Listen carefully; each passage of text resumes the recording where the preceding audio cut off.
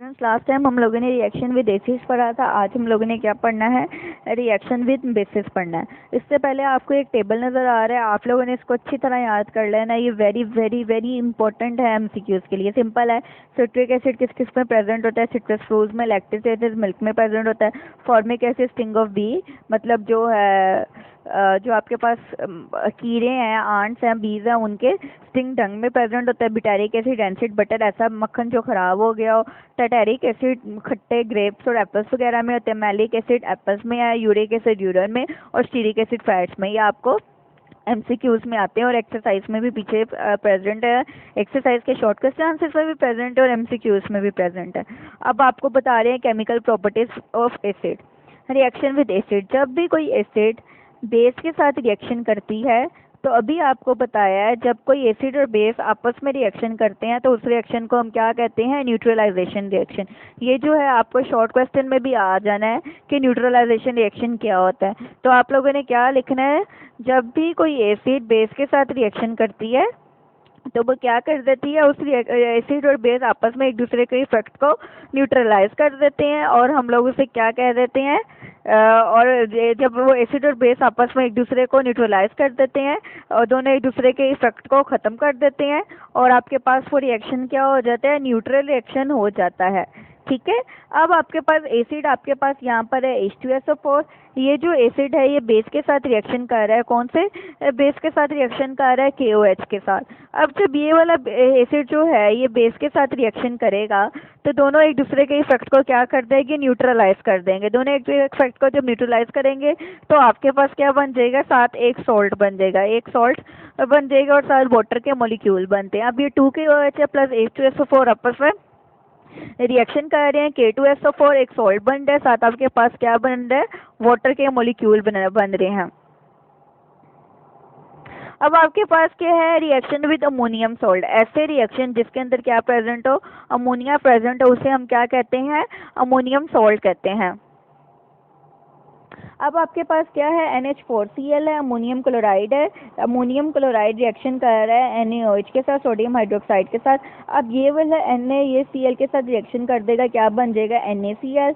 NH4 में से एक हाइड्रोजन निकल के OH के साथ आ जाएगी, वो हाइड्रोजन बना देगी वाटर, और NH3 जो गैस है वो क्या हो जाएगी, एयर में स्केप आउट हो जाएगी। तो अब आप लोगों ने याद रखना है, कभी भी कोई रिएक्शन अमोनिया के साथ हो तो उसमें जो अमोनियम गैस है, अमोनिया गैस है, वो एयर में स्केप आउट हो जाती है। अमोनियम कहते हैं जिसके पास NH4 प्रेजेंट हो, और अमोनिया कहते हैं जिसके पास NH3 प्रेजेंट हो। ठीक है। अब आपके पास क्या है, NH4 है, ये कैल्शियम हाइड्रोक्साइड के साथ रिएक्शन कर रहा है। अब आपके पास जब ये रिएक्शन करता है तो क्या बन जाता है, कैल्शियम सल्फेट। ये ये कैल्शियम ने SO4 के साथ रिएक्शन किया, कैल्शियम सल्फेट बन गई, NH4 है, जिसका क्या मतलब है, हमारे पास NH4 अलग है, NH4 अलग है। तो हम यहाँ से ऊपर वाले रिएक्शन में से NH4 में से एक हाइड्रोजन निकालते हैं जो वाटर के साथ रिएक्शन करते हैं। अब हमारे पास दो यहाँ से हाइड्रोजन निकलेंगी, वो एक ऑक्सीजन के साथ रिएक्शन करेंगी, दो वाटर के मॉलिक्यूल बन जाएंगे और दो NH3 बन जाएंगे। ठीक है।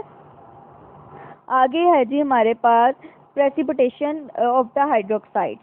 अब प्रेसिपिटेशन क्या होते हैं, केमिस्ट्री में हम प्रेसिपिटेशन कहते हैं किसी ऐसे इज अनसोल्यूबल सॉलिड मटेरियल को जो लिक्विड सॉल्यूशन के ऊपर आ जाता है। जिस तरह अगर हम वाटर को बॉईल करते हैं उसके ऊपर वाइट कलर के जो बुखारात आ जाते हैं ना, इसी तरह जब हम लोग कोई लिक्विड सॉल्यूशन के ऊपर कोई इनसोल्यूबल सॉलिड आ जाए तो हम उसे क्या कहते हैं, प्रेसिपिटेट कह देते हैं। अगर प्रेसिपिटेशन की डेफिनेशन हो, तो प्रेसिपिटेशन की डेफिनेशन होगी the emergence of the insoluble solid from a solution.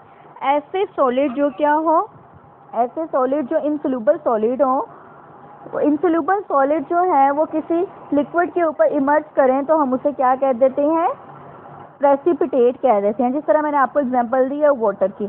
अब उन्होंने क्या, अल्कली मैंने कहा था कोई भी बेस जो वाटर के अंदर डिजोल्व करे तो हम उसे क्या कह देते हैं, अल्कली कह देते हैं। बेस वाटर के अंदर डिजोल्व हो जाए। Alkali precipitate insoluble hydroxide when added to the solution of salt of heavy metal such as copper, iron और जिंक। हैवी मेटल वो होते हैं जिनके पीरियोडिक टेबल में उनके जो है एटॉमिक नंबर भी ज़्यादा होते हैं और एटॉमिक मास भी, और इनकी डेंसिटी भी ज़्यादा होती है। अब आपके पास कॉपर सल्फेट है। कॉपर सल्फेट, जब कॉपर में से आपको पता है ये मेटल है, कॉपर रिएक्शन करेगा किसके साथ, सोडियम हाइड्रोक्साइड के साथ। सोडियम हाइड्रोक्साइड के साथ क्यों? क्योंकि सोडियम हाइड्रोक्साइड क्या है? बेस है। जब कॉपर सल्फेट सोडियम हाइड्रोक्साइड के साथ रिएक्शन करेगा तो आपको प्रेसिपिटेट मिलेंगे क्या? Cu कॉपर का और OH ट्वाइस, क्योंकि दो हैं। 2NOH का क्या मतलब है? OH भी दो हैं। जब वो CuOH2 ट्वाइस रिएक्शन कर देंगे कॉपर हाइड्रोक्साइड बन जाएगा। यहाँ से Na सोडियम रहेगी और यहाँ से SO4 रहेगी। सोडियम कितने रह गए हैं? 2। तो सोडियम कितने रह गए हैं? 2। तो ये कितना हो जाएगा? Na2SO4। ओके। और ये आपने कलर याद रखने हैं। कौन कौन से PPTs हैं ये आपको MCQs में पूछे जा सकते हैं कि कुप्रस सल्फेट के कौन से होते हैं, जिंक हाइड्रोक्साइड के कौन से होते हैं, फेरस हाइड्रोक्साइड के कौन से होते हैं, तो आपको याद होने चाहिए। ओके, मैं 2-3 एग्जाम्पल दे रही हूँ, बाकी आप खुद देख लेना। अब जिंक क्लोराइड जो है, जब सोडियम हाइड्रोक्साइड के साथ रिएक्शन कर रहा है, जिंक एक मेटल है, साथ आपके साथ क्या एक्ट है? क्लोरीन ऐड है, सॉल्ट है। क्योंकि जिंक जब क्लोरीन के साथ रिएक्शन करता है क्या बन जाता है? सॉल्ट। ये किसका सॉल्ट है? हैवी मेटल का सॉल्ट है। वो किसके साथ रिएक्शन कर रहा है? बेस के साथ। ऐसी बेस जिसके अंदर हाइड्रोक्साइड प्रेजेंट है। तो क्या बन जाएगा? जिंक हाइड्रोक्साइड बन जाएगा, ZnOH2। OH के साथ 2 क्यों लिखा है? क्योंकि 2NOH में सोडियम भी 2 हैं और हाइड्रोक्साइड भी 2 हैं। पीछे से 2Na बच के और 2 ही Cl हैं, तो रिएक्शन कर दिया 2NaCl हो गए। ओके, अब मैं आपको एक और बता देती हूँ, कैल्शियम क्लोराइड का बता देते। कैल्शियम क्लोराइड जब 2NOH के साथ रिएक्शन करता है तो कैल्शियम क्या बनेगा? Hydroxide, white PPT plus 2NaCl। Ferrous chloride भी देख लेते हैं, FeCl3 जब रिएक्शन कर रहा है 3NOH के साथ तो आपके पास क्या बन रहा है? FeOH3। अब बाकी सबके साथ OH2 आया, यहाँ पर OH3 क्यों आया है? क्योंकि आप देख सकते हैं कि 3NOH है, जिसका क्या मतलब है? 3 ही सोडियम है और 3 ही क्या है? OH है, जिसकी वजह से OH3 आ गया। 3 NaCl ने आपस में रिएक्शन कर लिया। ओके, आज आप लोगों के 3 थे। पहले था जनरल रिएक्शन विद एसिड और बेस ने एक दूसरे के इफेक्ट को न्यूट्रलाइज किया, सोल्ट बन गया। उसके बाद था अमोनियम सोल्ट। उसके अंदर से अमोनियम जब रिएक्शन करती है किसी सोल्ट के, अमोनियम रिएक्शन करती है तो आपको क्या मिल जाता है?